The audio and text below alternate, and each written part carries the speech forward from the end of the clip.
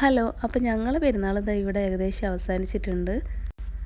അപ്പോൾ നാളെ നാട്ടിൽ പെരുന്നാൾ കൂടുന്നവർക്ക് വേണ്ടിയിട്ടുള്ള നല്ലൊരു അടിപൊളി ചിക്കൻ ബിരിയാണിയാണ്. അപ്പോൾ അതിനായിട്ട് ഞാൻ ഇവിടെ 2 കിലോ ചിക്കൻ എടുത്തിട്ടുണ്ട്. ഇതിലേക്ക് മുളക് പൊടി, മഞ്ഞൾപ്പൊടി, ഉപ്പ്, കുരുമുളക് പൊടി, കുറച്ച് മല്ലിയില കട്ടാക്കിയത്, പിന്നെ കുറച്ച് ഓയിൽ, ഗരം മസാല കൂടെ കുറച്ച് ഇട്ട് കൊടുക്കണം കേട്ടോ. പിന്നെ തൈര്, അതെല്ലാം കൂടെ ഇട്ടിട്ട് നന്നായിട്ട് മിക്സ് ചെയ്തെടുക്കാം കേട്ടോ.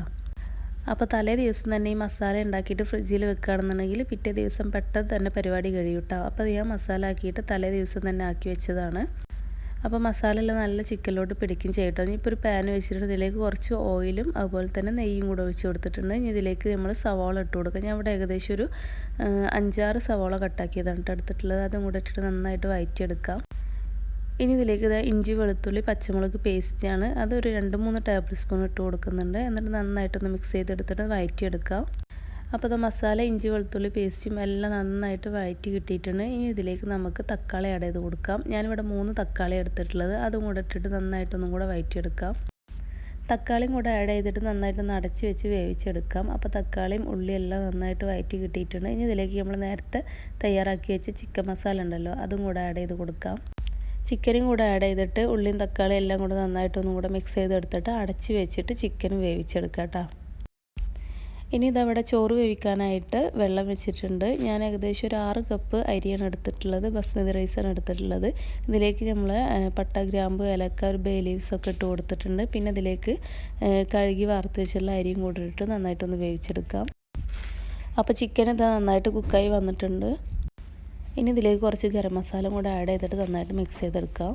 അപ്പോൾ നമ്മൾ ചിക്കൻ്റെ മസാല ഇവിടെ റെഡി ആയിട്ടുണ്ട്. പിന്നെ അത് റൈസ് ഏകദേശം കുക്കായി വന്നിട്ടുണ്ട്.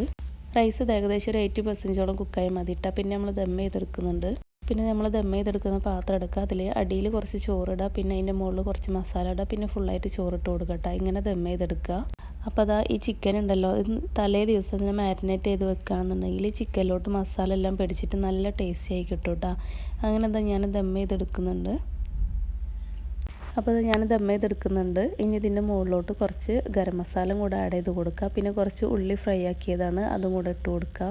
പിന്നെ കുറച്ച് മല്ലിയില, അതുപോലെ കറിവേപ്പില, അതൊക്കെ ഇട്ട് കൊടുക്കുന്നുണ്ട് കേട്ടോ. പിന്നെ അതിൻ്റെ മുകളിൽ കുറച്ച് നെയ്യ് ഉണ്ടല്ലോ, 1/2 kg, അതും കൂടെ ഒഴിച്ച് കൊടുക്കുന്നുണ്ട്. അപ്പോൾ അതെല്ലാം സെറ്റ് ആയിട്ടുണ്ട്. ഇനി നമുക്കിത് ലോ ഫ്ലെയിമിൽ ഒരു അരമണിക്കൂറെങ്കിലും ദം ചെയ്തെടുക്കണം കേട്ടോ. ഇങ്ങനെ ദം ചെയ്യുമ്പോഴാണ് കേട്ടോ ഈ ബിരിയാണീൻ്റെ ടേസ്റ്റ് കൂടുന്നത്. അപ്പോൾ അരമണിക്കൂർ ലോ ഫ്ലെയിമിൽ വെച്ചിട്ട് ദം ചെയ്തെടുക്കാം. അപ്പോൾ നമ്മൾ ബിരിയാണി ഇവിടെ സെറ്റ് ആയിട്ടുണ്ട്. എല്ലാവരും ട്രൈ ആക്കി നോക്കിട്ടോ, ഒരു അടിപൊളി ദം ബിരിയാണിയാണ്.